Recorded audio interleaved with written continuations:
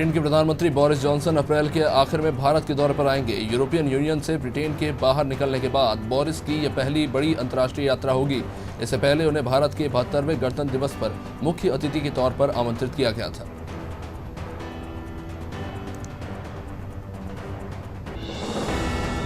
Mexico में महिला दिवस पर अपराध से त्रस्त महिलाओं का सब्र टूटा। उन्होंने यौन उत्पीड़न के राष्ट्रपति आवास के पास इतिहास का सबसे बड़ा प्रदर्शन किया और पुलिस से भिड़ गई। 7 दिन बाद ब्रिटेन की राजधानी लंदन में एक महिला की हत्या के खिलाफ महिलाओं ने अपराध के खिलाफ मोर्चा खोला था। अब ये विरोध की आग ऑस्ट्रेलिया तक पहुंच गई है।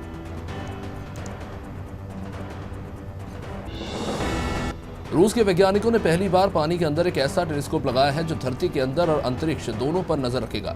ये उन कणों की खोज करेगा जिनकी वजह से धरती का निर्माण हुआ था, यानी दुनिया के सबसे छोटे कण न्यूट्रियॉन्स। अगर इन कणों की गतिविधि बढ़ जाए तो काफी नुकसान हो सकता है, इसीलिए इनकी निगरानी जरूरी है।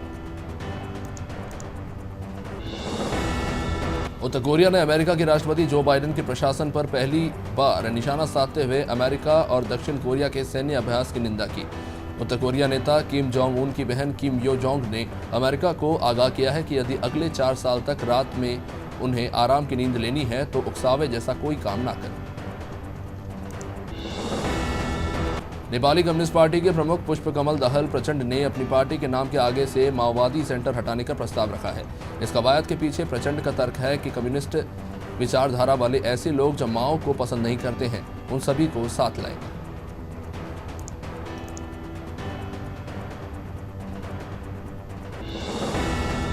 महाराष्ट्र की उद्धव सरकार ने साफ कर दिया है कि वह एंटीलिया मामले में ना तो किसी अधिकारी या मंत्री को बचा रही है, ना ही किसी पर बिना सबूत कार्रवाई करने वाली है। सीएम आवास पर बुलाए गए तीनों सहयोगी दलों की बैठक के बीच डेप्यूटी सीएम अजीत पवार ने यह बात कही।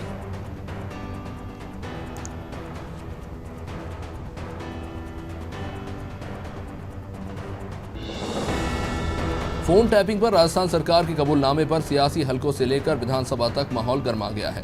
फोन टैपिंग पर मंगलवार को विधानसभा में भाजपा ने जमकर हंगामा किया। हंगामे के कारण स्पीकर को 3 बार सदन की कार्यवाही को स्थगित करना पड़ा।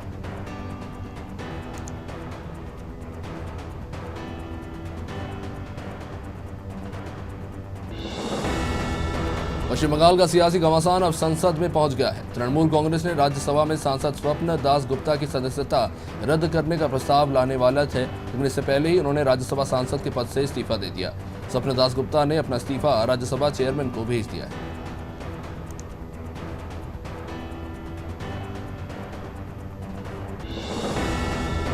पश्चिम बंगाल की मुख्यमंत्री और तृणमूल कांग्रेस की अध्यक्ष ममता बनर्जी ने बांकुरा में चुनावी सभा को संबोधित किया और गृहमंत्री अमित शाह पर आरोप लगाते हुए कहा कि गृह मंत्री देश चलाएंगे या ये तय करेंगे कि किसे मारना है और किसे गिरफ्तार करना।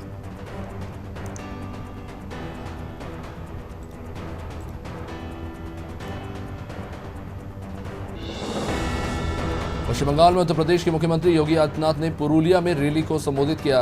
उन्होंने विपक्ष पर निशाना साधते हुए कहा कि ममता दीदी जय श्री राम के नारे से चिढ़ती हैं। 2014 से पहले लोग मंदिर में जाने से डरते थे और ममता दीदी भी मंदिर में जाकर चंडी पाठ कर रही हैं। एक बार राहुल भी मंदिर में गए थे जहां उनको बैठना भी नहीं आ रहा था। देश में कोरोना वायरस के लगातार बढ़ते मामलों के बीच केंद्र सरकार ने यह बताया है कि महाराष्ट्र में कोरोना की दूसरी लहर की शुरुआत हो चुकी है। इसको लेकर केंद्र ने महाराष्ट्र सरकार को एक पत्र भी लिखा है। केंद्रीय स्वास्थ्य सचिव राजेश भूषण ने पिछले सप्ताह केंद्रीय टीम के दौरे के बाद महाराष्ट्र के मुख्य सचिव को एक पत्र लिखा है।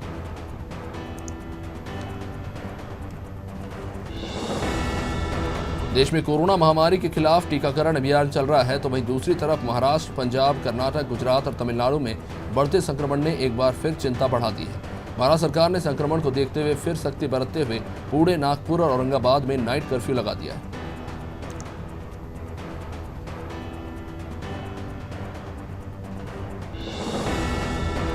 प्रधानमंत्री नरेंद्र मोदी बांग्लादेश की आज़ादी की स्वर्ण जयंती और संस्थापक शेख मुजीबुर रहमान की जन्मशती के मौके पर होने वाले कार्यक्रमों में भाग लेने अगले सप्ताह ढाका जा रहे हैं। इस दौरान दोनों देशों के बीच 3 समझौतों पर हस्ताक्षर हो सकते हैं। कोरोना संकट के बीच मोदी की यह पहली विदेश यात्रा है।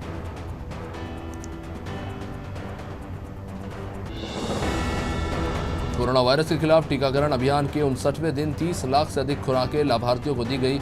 केंद्रीय स्वास्थ्य मंत्रालय ने बताया कि एक दिन में वैक्सीन की ये सर्वाधिक खुराक है। मंत्रालय के मुताबिक 15 मार्च को एक दिन में देश में कोरोना वैक्सीन की 30 लाख से अधिक डोज दे दी गई है।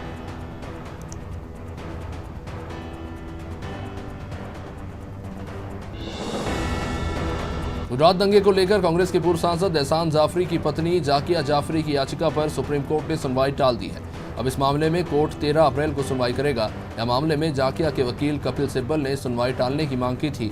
इस दौरान कोर्ट ने यह साफ कर दिया है कि भविष्य में सुनवाई टालने की किसी मांग को स्वीकार नहीं किया जाएगा। केंद्रीय गृह राज्य मंत्री जी किशन रेड्डी ने कांग्रेस पर हमला बोला और कहा कि लोकतंत्र पर बोलने के लिए पार्टी के पास अधिकार नहीं है। दरअसल कांग्रेस ने केंद्र सरकार पर देशद्रोह कानून के दुरुपयोग का आरोप लगाया था।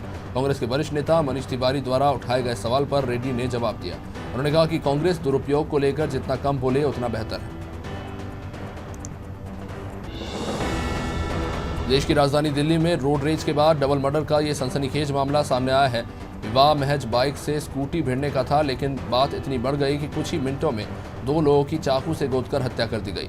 पुलिस ने घटना के बाद दोनों आरोपियों को गिरफ्तार कर लिया है।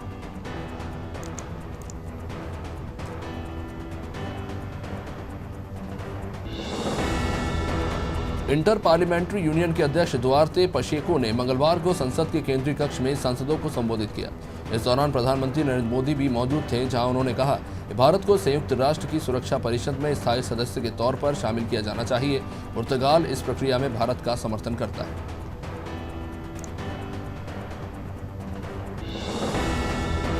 रक्षा मंत्री राजनाथ सिंह ने मंगलवार को पश्चिम बंगाल की चुनावी रैली को संबोधित किया। इस दौरान उन्होंने कहा कि बंगाल में 5 साल के लिए भाजपा की सरकार बनाकर देखिए, किसी मां के लाल की हिम्मत नहीं होगी कि वो टोलबाजी कर सके और कटमनी ले सके।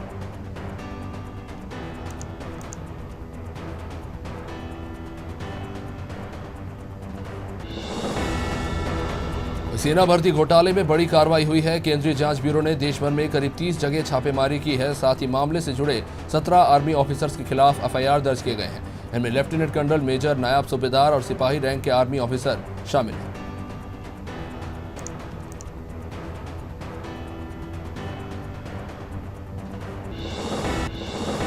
मुख्यमंत्री शिवराज सिंह चौहान ने स्मार्ट सिटी रोड पर बने स्मार्ट पार्क में पौधारोपण किया।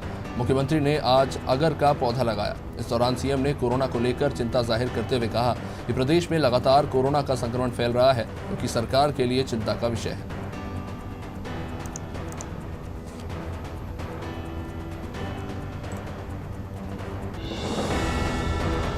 मध्य प्रदेश राज्य एड्स नियंत्रण समिति द्वारा अनुबंधित एनजीओ तुमूल सोसाइटी ने स्थानीय सब जेल बंडा में एचआईवी टीबी जागरूकता शिविर का आयोजन किया। शिविर में सब जेल में 152 कैदियों की एचआईवी जांच और 3 संभावित कैदियों की टीबी की जांच हुई। इस शिविर में सहायक जेल अधीक्षक राजेंद्र कुमार यादव, तुमूल सोसाइटी से परियोजना प्रबंधक हसन खान सहित जेल स्टाफ उपस्थित रहे। राजधानी भोपाल के बजरिया थाना क्षेत्र से महिला का फोटो वायरल कर आपत्तिजनक पोस्ट करने का मामला सामने आया है। आपको बता दें कि सोशल मीडिया पर फर्जी आईडी बनाकर ये आपत्तिजनक वीडियो वायरल किए गए थे। पुलिस का कहना है कि मामले की जांच चल रही है। जो भी तथ्य सामने आएंगे उसी आधार पर कार्रवाई की जाएगी।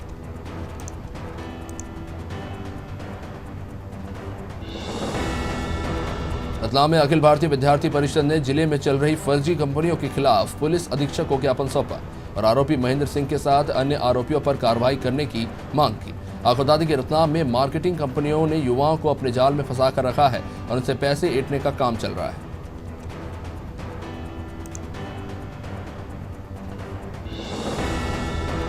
गांजा तस्करी के आरोप में बड़वानी पुलिस ने तलून टोल प्लाजा के पास से 2 आरोपियों को गिरफ्तार किया।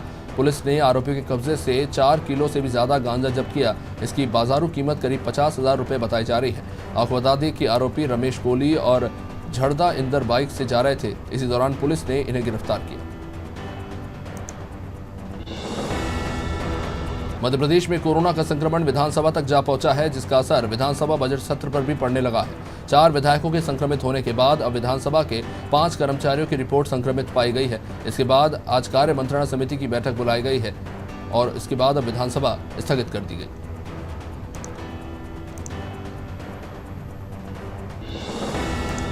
बीजेपी विधायक यशपाल सिंह सिसोदिया ने विधानसभा में कुत्तों की नसबंदी का मामला उठाया। यशपाल सिंह सिसोदिया का कहना है कि 2015 से 21 तक कुत्तों की नसबंदी के लिए 17 करोड़ की राशि खर्च कर दी गई, लेकिन आखिरकार वो एनजीओ जिनका ये काम है वो कहाँ है। और किस तरह से उन्होंने क्या काम किया, इसका उन्हें स्पष्ट जवाब नहीं दिया गया।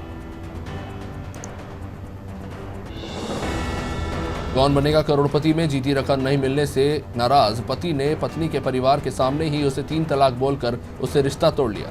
भोपाल के तलैया पुलिस ने महिला की शिकायत पर केस दर्ज कर उसके पति को गिरफ्तार कर लिया है। इससे पहले भी महिला अपने पति के खिलाफ महिला थाने में दहेज प्रताड़ना का केस दर्ज करवा चुकी थी।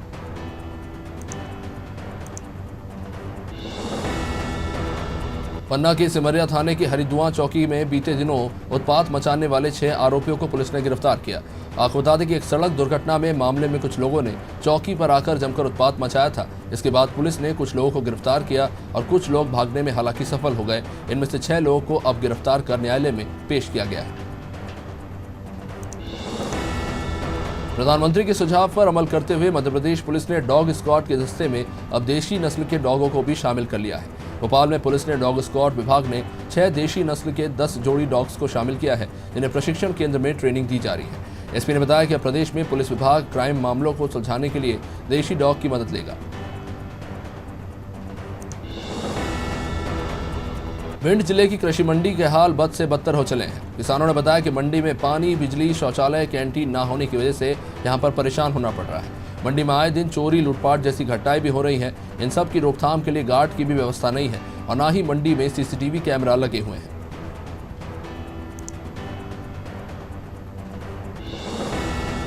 भोपाल और इंदौर में कल से देर रात 10 बजे से सुबह 6 बजे तक नाइट कर्फ्यू लगाया जाएगा। महाराष्ट्र सीमा से लगे मध्य प्रदेश के 8 शहर जबलपुर, ग्वालियर, उज्जैन, रतलाम, छिंदवाड़ा, बुरहानपुर, बैतूल, खरगोन में रात 10 बजे के बाद बाजार बंद रहेंगे। इन शहरों में कर्फ्यू जैसी स्थिति नहीं रहेगी, लेकिन बाजार अनिवार्य रूप से बंद रहेंगे।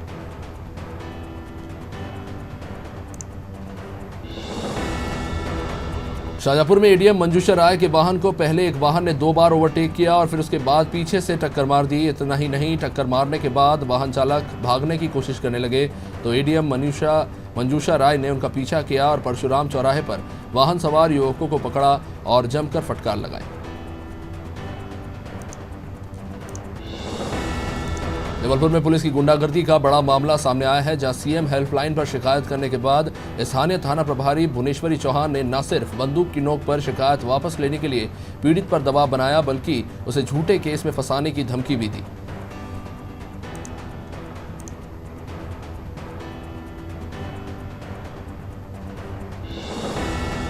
युवा कांग्रेस के कार्यकर्ताओं ने भोपाल के रोशनपुरा चौराहे पर विरोध प्रदर्शन किया। इस दौरान पूर्व मंत्री सज्जन सिंह वर्मा ने पीएम मोदी, अमित शाह और सीएम पर निशाना साधते हुए कहा कि इन लोगों ने मिलकर पूरे देश का नाश कर दिया है।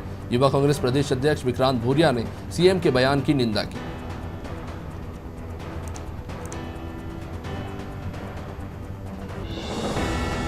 राजधानी भोपाल के बैरसिया में बालिकाओं को सशक्त बनाने के लिए अपराजिता अभियान की शुरुआत की गई है। महिला बाल विकास कल्याण विभाग और खेल युवा कल्याण विभाग की ओर से इस अभियान की शुरुआत की गई है। इस अभियान के तहत सरोजनी नायडू गर्ल्स स्कूल के लगभग 110 छात्राएं प्रशिक्षण प्राप्त कर रही हैं।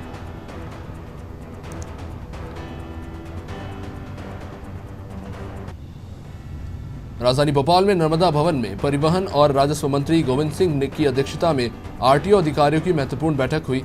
इसमें विभाग से जुड़े तमाम मुद्दों पर विस्तार से चर्चा हुई। इस बैठक में तमाम जिलों के अधिकारी शामिल हुए थे।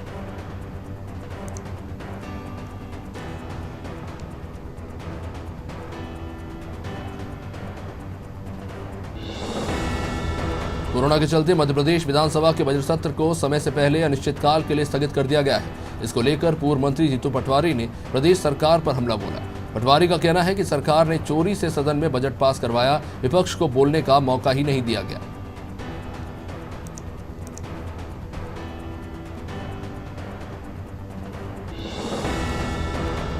रायपुर में छत्तीसगढ़ बोर्ड के सरकारी और प्राइवेट स्कूलों में 9वीं और 11वीं की परीक्षाएं ऑनलाइन ली जाएंगी। कोरोना संक्रमण के बढ़ते खतरे को देखते हुए शिक्षा विभाग ने फिलहाल रायपुर में 9वीं और 11वीं की परीक्षाएं स्कूल में आयोजित नहीं करने का फैसला लिया है। अब स्कूल प्रबंधन अपने अपने स्तर पर परीक्षाएं लेंगे।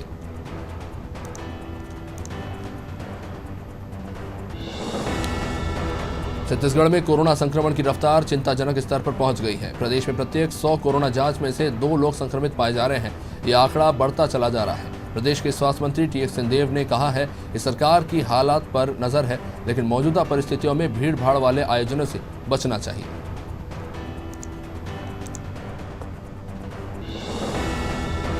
गरियाबंद के सूपेबेड़ा गांव में मौत का सिलसिला जारी है। देर रात एक किडनी रोगी की मौत से गांव में अब चर्चाएं हो रही हैं। आंकड़ों की बात करें तो 2000 की आबादी वाले इस गांव में 75 से ज्यादा लोगों की मौत हो चुकी है, जबकि 150 से ज्यादा अभी भी बीमार हैं। स्वास्थ्य विभाग के अफसरों का कहना है कि देशी इलाज के चक्कर में मरीजों की जान जा रही है।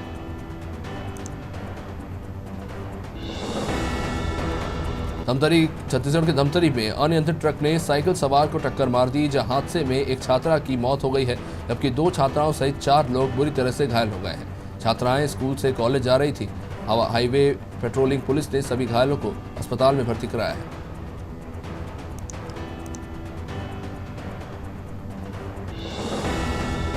छत्तीसगढ़ के बालोदा बाजार में देर रात 2 ट्रकों की टक्कर के बाद आग लग गई। ये आग इतनी भीषण थी कि एक ट्रक जलकर राख हो गया, जिसके ड्राइवर को भी बाहर निकलने का मौका नहीं मिला और जिंदा जलने से उसकी मृत्यु हो गई। वही दूसरे ट्रक का ड्राइवर इस बीच कूदकर भाग निकला।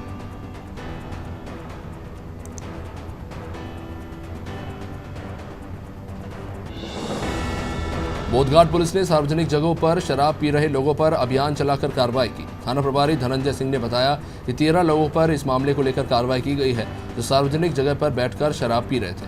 आखुदादी की होली के त्योहार को देखते हुए पुलिस ने यह कार्रवाई शुरू की है।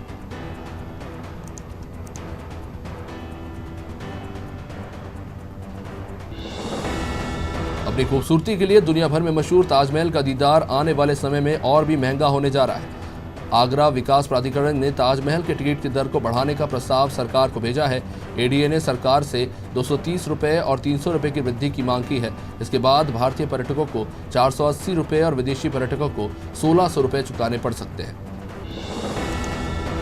उत्तर प्रदेश में कानपुर के कुख्यात गैंगस्टर और सीओ सहित 8 पुलिस वालों की हत्या के आरोपी विकास दुबे के परिवार के पक्ष में भाजपा एमएलसी मैदान में उतर आए हैं। विधान परिषद सदस्य उमेश द्विवेदी ने मुख्यमंत्री योगी आदित्यनाथ को पत्र लिखकर विकास दुबे के परिजनों को प्रताड़ित करने का आरोप लगाया है।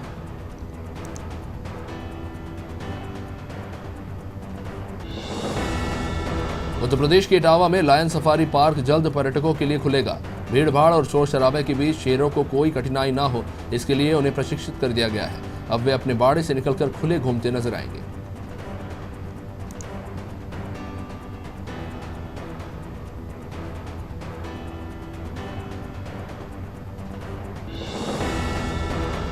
उत्तर प्रदेश के कौशाम्बी जिले में तैनात इंस्पेक्टर प्रदीप सिंह अपने सरकारी आवास में मृत पाए गए हैं।